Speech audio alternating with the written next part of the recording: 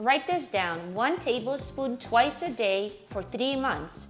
This is the most powerful gut healing protocol. Warning, side effects include cleaner liver, glowing skin, happy pancreas.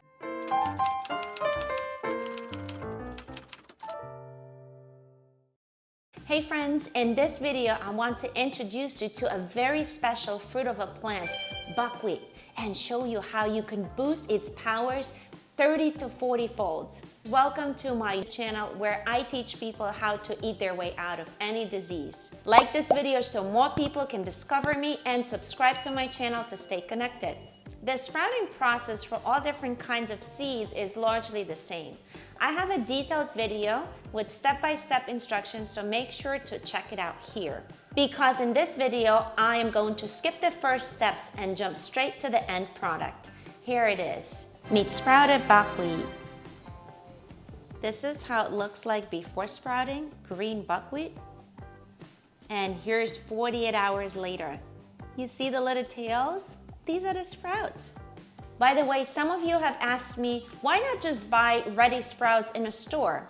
The thing is, yes, you can, but very few stores carry them.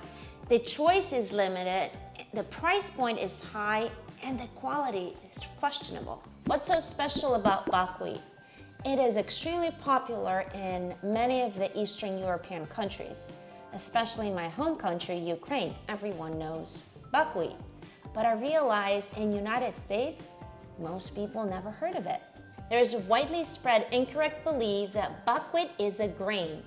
In fact, it is a fruit of a plant, the seeds of a plant that closely resemble grains. Therefore, buckwheat is considered to be a pseudograin. It falls in the same category as quinoa, sesame, amaranth. By the way, you can sprout those as well. Every little grain contains unique amino acids, vitamins, minerals, and fiber. By sprouting the buckwheat, you increase the power, these powers 30 to 40 times. But this is only true about green buckwheat. The buckwheat that is popular in Eastern European countries is thermally processed. So the very essence, the core of all benefits is destroyed. Just like mung beans and other beans, buckwheat sprouts very quickly. The difference is in rinsing.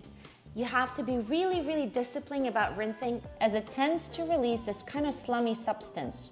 When rinsing it, make sure to get it all out. The gut healing protocol I shared in the beginning of this video goes for all kinds of sprouts. Here's the thing though, you want to kind of alternate between different sprouts weekly so you don't get tired of the same taste.